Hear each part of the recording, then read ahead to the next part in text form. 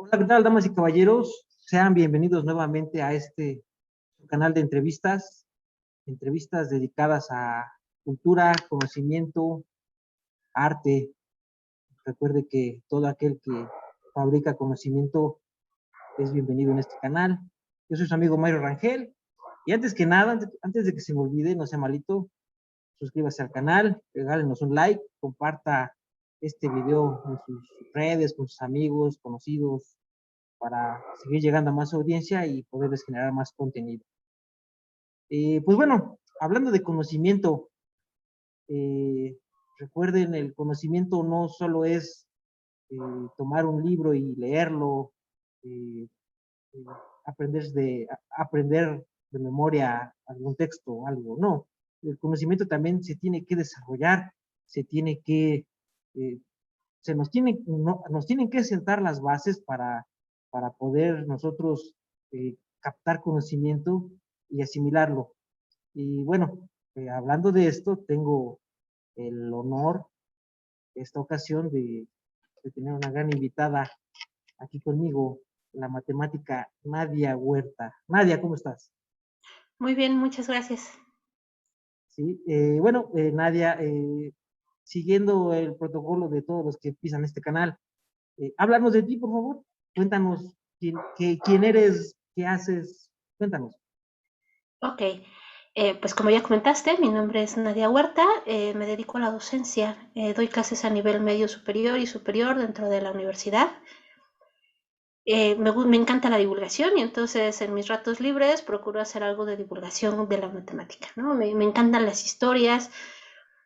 Muchas de las historias que ahora platico, a mí me las contó mi papá antes de irme a dormir, porque pues, mi papá también es físico matemático. Y otras las he escuchado de algunos otros profesores, otra parte, la curiosidad ha sido mucha, he estado, va uno leyendo, va uno investigando y va uno armando cierto hilo de hechos, ¿no? Es lo que me gusta hacer. Perfecto. Y bueno, la, la primera pregunta que me viene a la cabeza, ¿por qué estudiar matemáticas? Porque me encantan. A ver, mira, me explico. A la mayor parte de la gente que escoge carreras, por ejemplo, como derecho, lo hacen tratando de buscar una carrera que no tenga nada que ver con matemáticas. Yo desde muy joven me di cuenta que lo social no era lo mío, me costaba mucho trabajo entablar cierto tipo de relaciones sociales y en cambio me di cuenta que con los números me iba bien, ¿no? De hecho, pues en mis primeros años de la infancia, del bachillerato, todo lo que tenía que ver con números se me hacía sencillo. Nunca me pregunté mucho sobre el por qué. Solamente sabía que me ponían un problema, yo empezaba a jugar con él y de pronto sacaba resultados. Cuando entro a la licenciatura me doy cuenta que las matemáticas no son solo números, que en ese sentido sí tenía yo idea, porque, insisto, dada la profesión de mi papá, pues sí sabía que yo entraba a una carrera en donde me iban a pedir hacer demostraciones.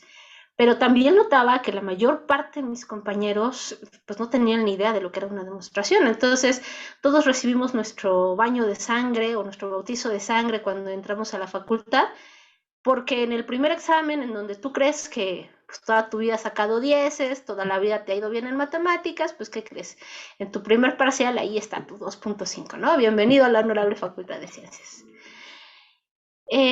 Yo sabía que estas eran cosas en donde yo era buena, ¿no? Te das cuenta pronto de tus talentos. En alguna ocasión, hace algunos años, estaba yo en la secundaria y mis papás me decían, es que no puede ser que tengas 10 en matemáticas y 2 en artísticas. Y para mis adentros siempre pensé, pues la boleta dice que sí se puede, ¿no? Ahí están las evidencias, ¿no? Pero bueno, pues esto te habla de ir viendo y de ir observando tus talentos. A mí me gustaba la matemática y pues tenía yo cualidades, o tengo todavía cualidades que me hacen apta para estudiar esta disciplina. Ok, perfecto. Y bueno, a lo mejor una pregunta que pudiese saltarle a mucha gente con el hecho de pensar una carrera basada, o más bien una carrera de puras matemáticas, ¿no? Eh, ¿En qué se puede desarrollar un matemático? ¿En qué ámbito laboral o como, o en qué está capacitado. Sí, porque muchos decimos matemáticas, pues, ¿qué van a hacer, no? Entonces, ¿tú puedes explicarnos? ¿Puedo tratar? Por supuesto. Ok. En principio hay dos ámbitos que son clásicos de todo matemático. La docencia, la educación y la investigación. A contrario a lo que mucha gente piensa, en la matemática no está todo dicho. Todavía hay muchas preguntas sin respuestas. Hay preguntas que tienen 500 años vivas o muchos más años vivas y que todavía no podemos decir si algo es cierto o no es cierto. Entonces, estos dos campos, tanto el académico como el de investigación, son dos ámbitos en los que cualquier matemático puede desempeñarse. Esos son los clásicos. Ahora, con el boom de las computadoras, se genera un nuevo campo en donde la gente sabe que podemos ser útiles, que tiene que ver con todo lo que tenga que ver con computadoras, ¿no? Todo lo que tenga que ver con computadoras tiene una base matemática, listas, bases de datos, tienen su lado matemático y entonces un matemático que sepa programación puede desempeñarse. Hay nuevas áreas, por ejemplo, la minería de datos, que tiene que ver con hacerse preguntas a una gran cantidad de datos. Por ahí también hay un mercado laboral muy fuerte que está ahorita en pleno boom. Uno de mis amigos me decía que él estudia topología algebraica y que minería de datos utiliza ciertos resultados de esta asignatura, ¿no? de este campo de especialidad. Pero ya más en general, en realidad podemos desempeñarnos en cualquier ámbito en donde se requieran resolver problemas. Problemas de diversas índoles. Por ejemplo, mira, hay una película que casi todo el mundo identifica que tiene que ver con matemáticas, que es esta película de Una mente brillante, que habla de la historia de John Nash. John Nash es famoso como matemático por varias cuestiones, pero entre ellas la más importante, la que más está fuera del ámbito, tiene que ver con la economía. Esta nueva forma de ver las cosas se llama teoría de juegos. Por ejemplo, el póker es un juego de suma cero, porque si tú y yo estamos jugando póker, tu pérdida es mi ganancia. Entonces, si tú sumas tu pérdida más mi ganancia, el resultado va a ser cero. Pero resulta que hay otras cosas que también se comportan como juegos. Por ejemplo, en una guerra, si tú tienes A cantidad de aviones y yo tengo B cantidad de aviones, ¿qué te conviene, defender o atacar? ¿Cuándo te conviene defender? ¿Cuándo te conviene atacar? De esta misma área es muy conocido un problema que se llama el dilema del prisionero. Encuentran a dos personas en un ilícito, no les pueden demostrar nada, pero en realidad hicieron un robo.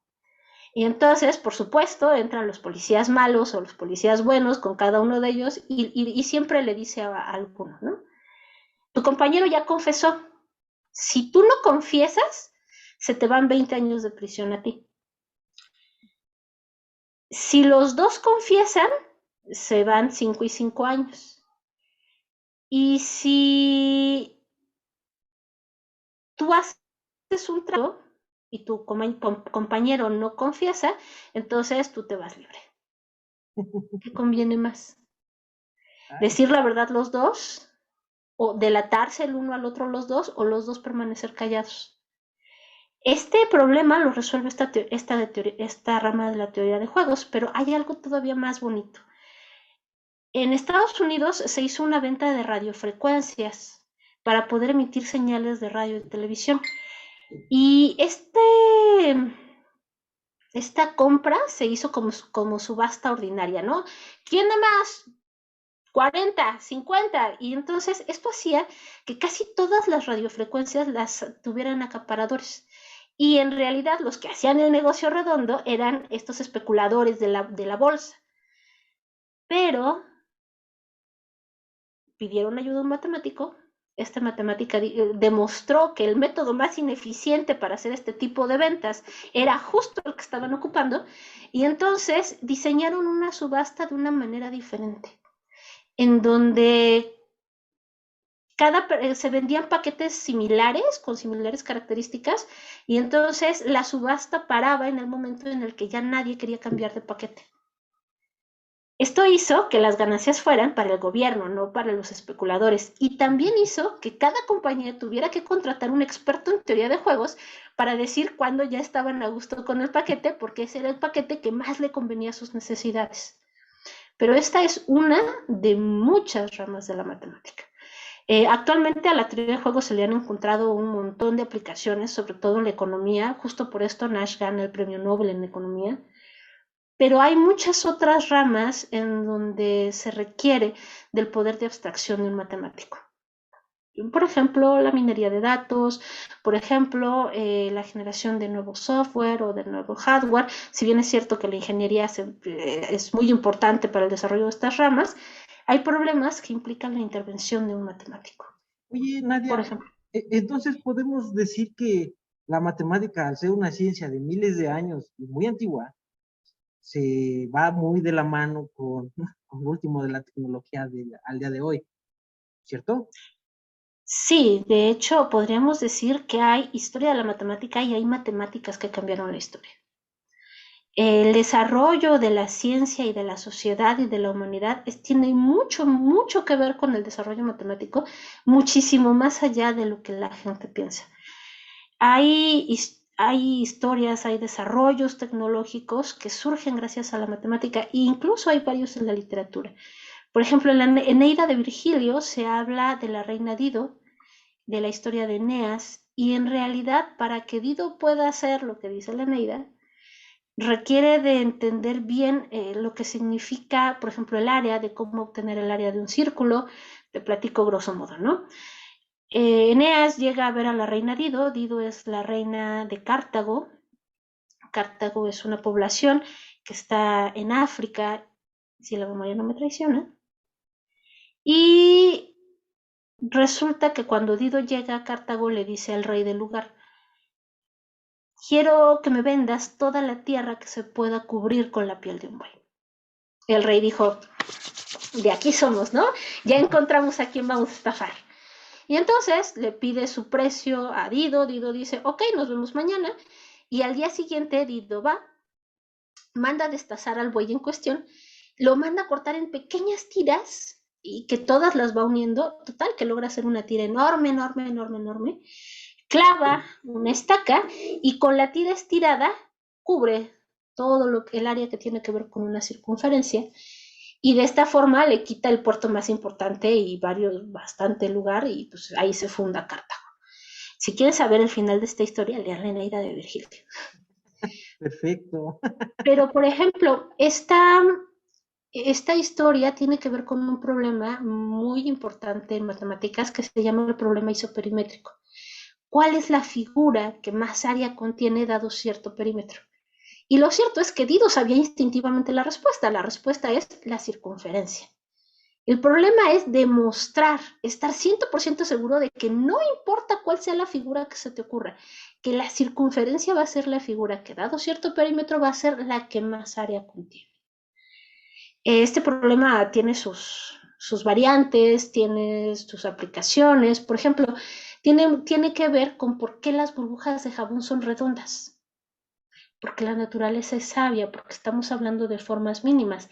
Al igual que la circunferencia es la figura que más área contiene con cierto perímetro, la esfera es la figura que más volumen contiene dada cierta superficie como área.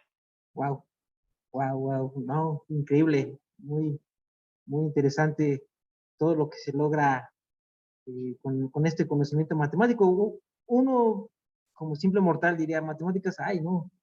Pero ya una vez que empiezas a ver tras bambalinas, por así decirlo, sí te deja asombrado. Y precisamente es la siguiente pregunta que te quiero hacer. Eh, Tú te dedicas a lo que es la parte educativa. Eh, ¿Cómo a la gente no le gustan las matemáticas? ¿Cómo lograr o qué hace falta en la sociedad, en las instituciones, para que a la gente le pierda ese terror? Porque las matemáticas, tú lo dijiste en el principio, muchos escogen carreras que no tienen números porque es el terror a los números. Entonces, ¿cómo lograr erradicar ese pensamiento hacia las matemáticas? ¿Qué falta? Uy, si contesto eso ya tengo mi premio Nobel, ¿eh? Vamos, no ambiciono contestar de manera definitiva una pregunta como esa, ¿no? Es una muy bonita pregunta. ¿Qué hago yo con mis alumnos? Bueno, lo primero es tratar de quitarles la ansiedad que tienen cuando estamos hablando de matemáticas. Lo peor que puedes pasar es que te diga yo que no, que lo que estás diciendo no sea cierto y que veamos cómo sí. Ahora, a mí me enseñaron por dos medios, con los juegos y con las historias. Yo creo que los dos recuerdos, bueno, las dos series de recuerdos que más me impulsaron hacia esta carrera tiene que ver con la perspectiva que mis padres me dieron de la matemática. Por ejemplo, para dormir mi papá me contaba la historia de cómo Gauss logra sumar del 1 al 100 siendo un niño de tercer año de primaria y entonces yo crecí fascinada, como que decir, ¡ah! Y claro, el día que me lo preguntaron en la escuela, pues por supuesto que me sabía la historia, ¿no? Pero esa fue una de muchas historias que me contaron en mi niñez.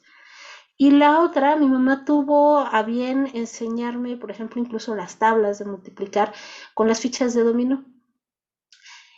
Pero de un dominó tradicional. Eso implicó que las que me costaron mucho trabajo en la primaria fueron la del 7, la del 8 y la del 9, ¿no? Y entonces, conforme fui creciendo, mi hermano también empezó a tener por ahí detalles, estaba atorando con las tablas y mi mamá me dijo, ten, es todo tuyo, tú encárgate. Y dije, bueno, pues si con el dominó no y me faltó el 7, el 8 y el 9, pues vamos a jugar ahora con una baraja. Y entonces tomamos una baraja inglesa y empezamos a jugar, sacábamos dos cartas y entonces el reto era ver cuántas podíamos sumar o cuántas podíamos multiplicar en un minuto. Y pues eso nos poníamos a trabajarlo todos los días, 10, 15 minutos y bueno, pues todo lo que practicas tarde o temprano queda, ¿no? Una perspectiva importante pienso que son eso, los juegos, y la otra que le da contexto, que le da sentido y que de alguna manera le da un objetivo a la matemática para alguien que apenas le está aprendiendo, tiene que ver con las historias de cómo surgen o para qué surgen ciertas cosas. Por ejemplo, ¿cómo nace el álgebra? ¿Será que un día alguien se sentó y dijo, ¿cómo le voy a hacer para torturar gente de aquí a que el mundo se termine? Y dijo, ay, ya sé, voy a inventar algo llamado álgebra y va a servir para torturar gente. Pues no, el álgebra no tiene ese origen. En realidad, el álgebra surge gracias a la religión.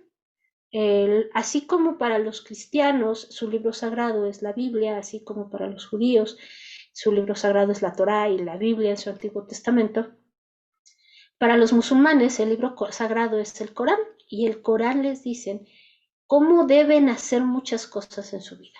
Por ejemplo, todo hombre puede tener tantas esposas como pueda mantener. Eh, por ejemplo, hay que hacer ayuno en el mes de Ramadán, hay que ir al menos una vez en la vida a la mezquita. Y esto impone condiciones que tarde o temprano se van a ver reflejadas en el comercio.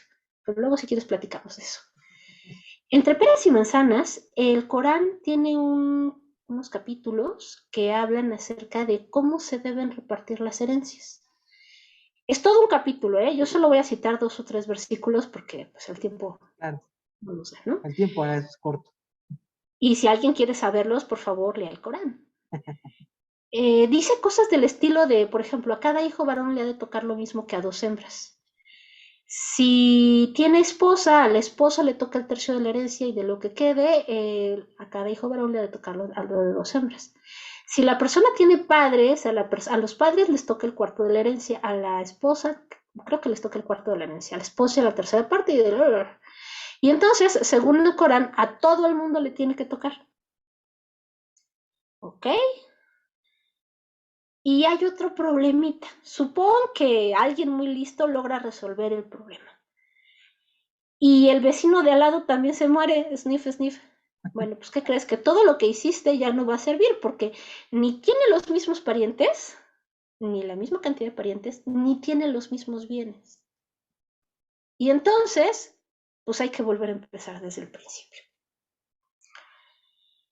Al-Khwarizmi es el héroe de esta historia porque es el que en algún momento dice, ok, vamos a resolver, vamos a ver cómo abordamos el problema.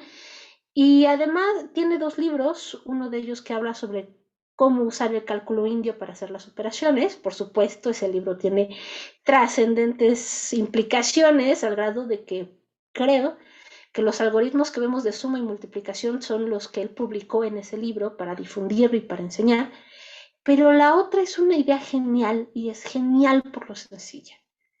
Decide llamarle la cosa a un número que no conoce, pero que quiere conocer, pero esa cosa va a tener exactamente las mismas propiedades que los números. Y entonces tendríamos que preguntarnos qué propiedades tienen los números. Claro. Pero resulta que en árabe la cosa tiene más o menos la misma forma que nuestra actual X, de tal manera que cuando una traducción del libro viaja hasta Europa, la gente en Europa lo ve y dice, aquí dice X. Entonces, de ahí viene la costumbre de llamarle X a los números que no conocemos pero que queremos conocer. Y además de todo, porque esta idea es genial, porque además de ser sencilla, te da el enorme poder de conocer información que antes no tenías. No importa en qué problema estés, si hay un número que no conoces, entonces puedes usar la idea genial del álgebra. Llamarle la cosa y entonces tratar de operar, tratar de establecer relaciones y a partir de ahí te arrancas. Claro. Por ejemplo. No, pues vaya, caray, demasiado interesante. Así hasta es más entretenido, eh, el tedio, te mentaliza de otra forma para que lo asimiles y te guste, ¿no? Y precisamente hablando de estos temas, tú te dedicas a la parte educativa y traes un proyecto ahí entre manos. ¿Puedes platicarnos un poco de él? Sí, de hecho diría yo que son 2, ¿no? Uno de ellos se llama el cinema temático, que en realidad trata de ser un juego de palabras para decir cine matemático, pero oculto, ¿no? Por este trauma que habíamos mencionado con la gente. Ujú. Lo corrimos en 2 escuelas, en FESACatlán y en CCH Vallejo. Es un proyecto en donde proyectábamos, valga la redundancia, una película que tenía que ver con matemáticas. Invitábamos a un experto en esa área de las matemáticas específicamente a platicar de las matemáticas que se veían en la película y para rematar poníamos alguna actividad lúdica que tuviera que ver con esas matemáticas. El otro proyecto pues nace de este porque en realidad separamos la mayor parte de las actividades lúdicas que ya habíamos desarrollado para el cine matemático y empezamos a trabajar con la ludoteca matemática. Ludo, jugar, ya se imaginarán, ¿no? O sea, la idea es jugar con las matemáticas. Este proyecto tiene 2 inspiraciones o 2 bases muy fuertes. Una de ellas proviene del Festival Matemático que organiza el Instituto de Matemáticas de la Universidad con un gran éxito. La persona que está encargada de este festival logró muy buenos apoyos y entonces tienen un material espectacular, ¿no? Es fenomenal. Se había estado presentando años anteriores a la pandemia en Chapultepec con, creo que, seguro eran arriba de 10,000 asistentes 3 días, con un material de primera calidad, porque además también los voluntarios son o estudiantes de matemáticas o de física o de actuaría, entonces son personas que ya están interesadas en el área y entonces un día al año sacamos los juguetes y entonces pues, los mostrábamos al público. Y este material tan genial, por supuesto, que pues no es barato. Y la ludoteca surge un poco como para decir, bueno, ¿qué de este material, de qué juegos podemos hacer prototipos que sean asequibles, que sean alcanzables por el público en general? Que se puedan hacer con muy bajo presupuesto o de hecho incluso con materiales que se tengan en casa.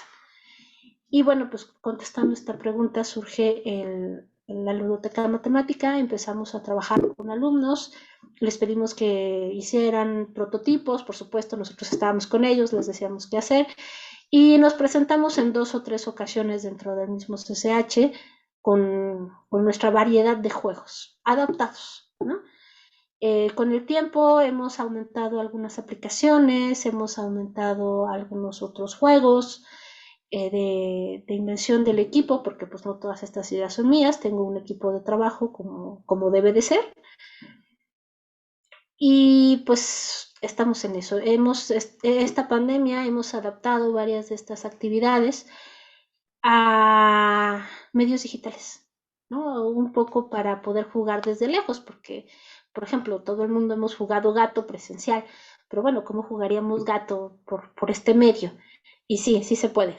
Tenemos ya por ahí nuestros gatos mutantes, ¿no? O sea, variaciones del gato original en donde uno se puede hacer preguntas y de los cuales, como son variantes que tendrán un año, tal vez un poquito más, que las empezamos a dar a conocer, bueno, pues todavía hay preguntas de las cuales no tenemos sus respuestas y que están íntimamente ligados, por ejemplo, a la teoría de juegos.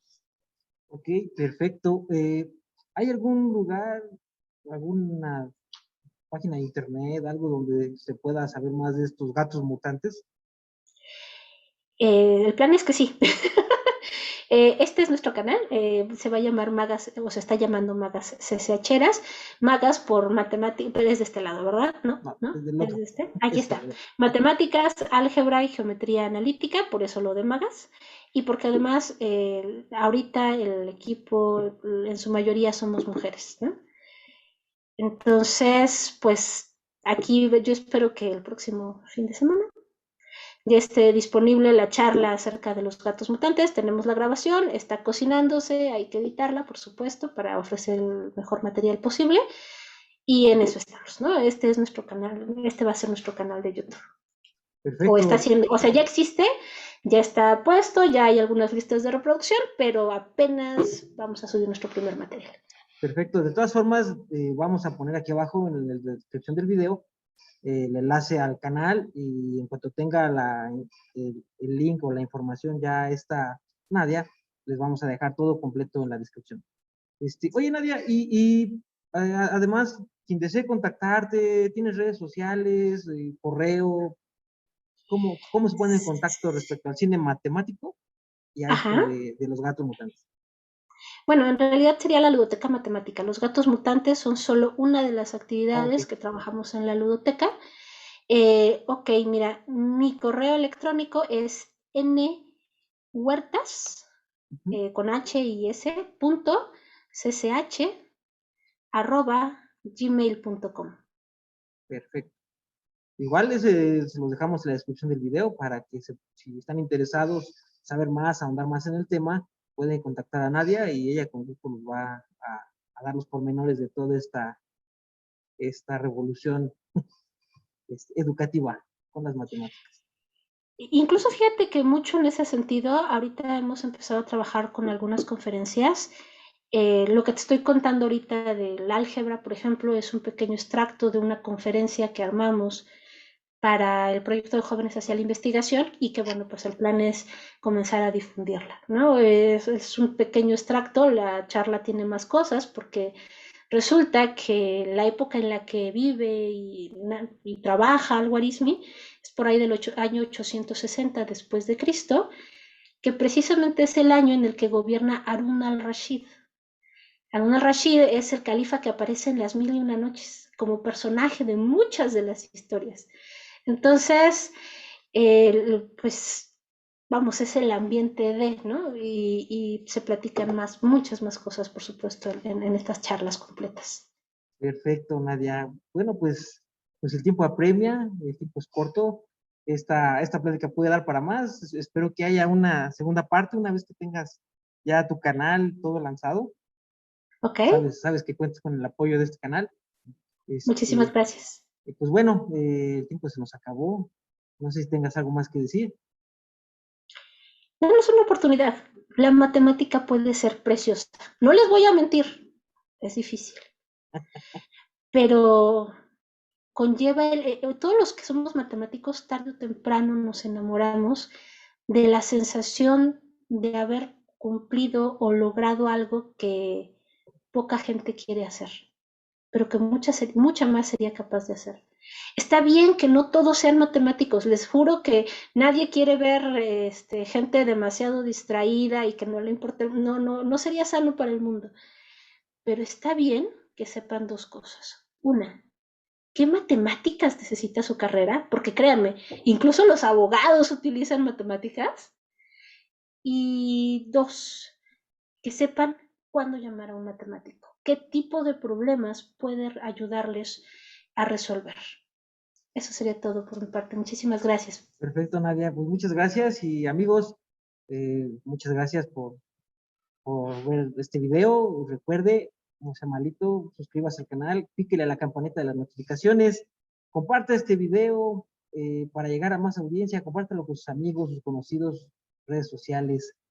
Se despide su amigo Mario Rangel y Nadia Huerta, nuestra invitada.